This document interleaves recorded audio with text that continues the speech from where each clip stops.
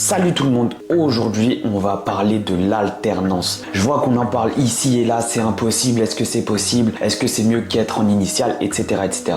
Enfin bref, tout ce que j'aurais aimé savoir avant de me lancer. Si tu cherches une alternance ou que t'hésites, reste sur la vidéo. Parce que moi je vois tout le temps, on nous vend l'alternance, ouais c'est le meilleur truc, t'apprends un métier en même temps que t'es à l'école, t'es payé, tu gagnes de l'expérience, sur le monde du travail, t'es beaucoup plus valorisé. On va voir si c'est vrai et si c'est réel. Le truc numéro 1, le plus dur, c'est de la trouver.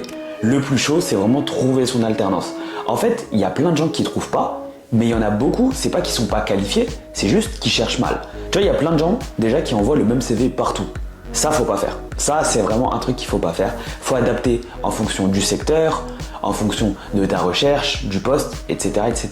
Un CV générique que tu envoies à 50 entreprises, on arrête ça. Ensuite, il faut arrêter de dormir. Les gars, LinkedIn, arrêtez de dormir. Si par exemple, vous avez une famille, vous n'avez pas beaucoup d'amis qui ont du piston à gauche à droite, LinkedIn, c'est ce qui va vous permettre de faire activer votre réseau. Le réseau, c'est pas que la famille, ça peut être vos professeurs, ça peut être vos collègues à l'école, ça peut être vos amis. N'hésitez pas à échanger les LinkedIn. Je vois que pour demander des snaps, il y a du monde, mais pour LinkedIn, il n'y a personne. En vrai, conseil de grand frère. Conseil de grand frère, je te donne, tu le prends, tu le prends pas. Et enfin, le dernier truc, c'est vraiment de ne pas s'y prendre à la dernière minute. Il y a toujours des cracks, tu sais pas comment ils passent sous les mailles du filet, leur alternance, ça commence en septembre, en août ils trouvent. Moi, le conseil que je peux vous donner, c'est de vous y mettre dès février. Vous refaites votre CV, vous refaites des lettres de motivation, vous vous intéressez au salon. Si vous pouvez vous déplacer, rencontrer directement, c'est le plus simple, surtout quand vous n'avez pas d'expérience. Et comme ça, vers mars, c'est là que débutent en gros les campagnes de recrutement, souvent en alternance. C'est dans ces eaux-là. Du coup, en mars, il faut que vous soyez prêts. Comme ça, en septembre, vous êtes tranquille. Il y a aussi un autre truc sur lequel les gens ils dorment beaucoup, c'est les candidatures spontanées. N'hésitez pas, surtout si vous êtes dans un domaine un peu particulier. Bon, c'est pas si particulier, mais le graphisme ou le montage vidéo, etc. N'hésitez pas, vous pouvez trouver des mails, des numéros, vous appelez ou vous envoyez un mail directement. Les gars, le deuxième truc dont les gens ils parlent très peu, c'est que le rythme en alternance, c'est cardio.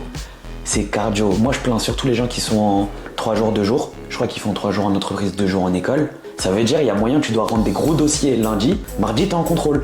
Ou mercredi soir tu dois rendre un dossier. Franchement, ça là, force. Vraiment grosse force à mes alternants. Même ce qui est rythme de vacances ou comment s'organiser dans la semaine, c'est très très dur.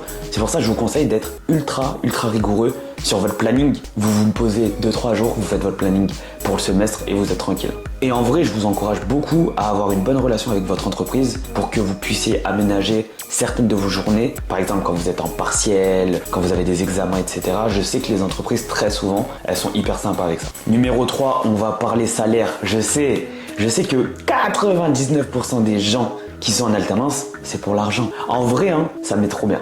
Ça met trop bien, parce que moi je connais ceux qui ont la bourse échelon 1 bis, qui gagnent que 100 balles, ceux qui font des tafs étudiants, c'est fatigant, t'as les cours la semaine, le taf étudiant le week-end, tu te reposes jamais. En vrai, on sait que la motivation principale, c'est l'argent, et on vous comprend. Moi je vous soutiens les frères. Dans celle-là, on est liés. Il y a aussi un truc tout bête, en fonction de l'entreprise, vous allez être payé plus ou moins. C'est pas un salaire fixe pour tous les alternants de France. Ça diffère en fonction de l'entreprise, du poste, et enfin de votre âge.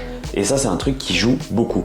Par exemple, si vous êtes à votre première année d'alternance ou votre deuxième, vous n'allez pas gagner pareil. Et enfin, si vous avez 21 ans ou 24 ans, vous n'êtes pas payé pareil non plus. À 21 ans, vous êtes à peu près à 43% du SMIC, ce qui est 740 € au minimum. Après, en fonction des entreprises, ça peut monter. Et à partir de 26 ans, vous êtes à 100% du SMIC. Il y a aussi un truc, les gars, faut faire gaffe, parce que moi, je connais le premier salaire d'alternant, ça flingue. Surtout si vous avez votre appart solo, etc. Faites gaffe parce que l'argent, il rentre, mais l'argent, il sort hyper vite. Donc, faites attention à vos dépenses. N'hésitez pas aussi à regarder au niveau de l'État, il y a beaucoup d'aides, que vous soyez alternant, stagiaire ou étudiant. Il y a beaucoup d'aides. D'ailleurs, ne dormez pas sur le départ 18-25. L'État, il vous aide pour partir en vacances, ça c'est pour moi, c'est cadeau. En numéro 4, l'impact sur votre carrière professionnelle que peut avoir l'alternance. Déjà, vous allez acquérir beaucoup d'expérience. 2 ans en alternance, c'est énorme. Et vous allez vous rendre compte, si vous êtes en bureau, etc., le monde du travail, c'est vraiment hyper différent. Vous allez apprendre les codes, comment vous comporter, parce qu'il n'y a pas que le travail au travail, il y a aussi du savoir-être et du savoir-vivre. Ensuite, vous allez avoir la possibilité d'être embauché après votre alternance. Ça veut dire si vous faites une alternance chez SFR, très souvent, ils vont vous former sur 2 ans pour ensuite vous embaucher en CDI. Et c'est logique. Pour eux, c'est un investissement sur le long terme. Ils vous forment et après, ils vous recrutent. Et enfin, tu as la possibilité d'avoir un meilleur réseau, ce qui est logique. Entre tes collègues et tes collaborateurs, ça va hyper vite. Le réseau, là je prends l'exemple du réseau, faut l'entretenir, parler, échanger. Ah, t'as fait ci, ah, t'as fait ça, t'as une opportunité là. Bah, quand t'as plus le poste, tu peux me dire comment t'as fait pour l'avoir, etc., etc. Et c'est comme ça, en fait, c'est un monde interconnecté et c'est que du. Et enfin, le dernier conseil au niveau de l'alternance, créez-vous un portfolio. Tout ce que vous avez fait pendant votre alternance, documentez-le, mettez-le. Comme ça, si on vous demande est-ce que t'as fait ci, ouais, hop, je te le montre. Enfin bref, trouver une alternance, c'est pas si simple. Ça se prépare, ça s'entretient et ça se valorise. Si tu as besoin d'autres conseils, tu veux un type de vidéo en particulier, n'hésite pas à mettre des commentaires et à aller voir notre chaîne TikTok. C'est là où principalement je suis plus actif et je réponds.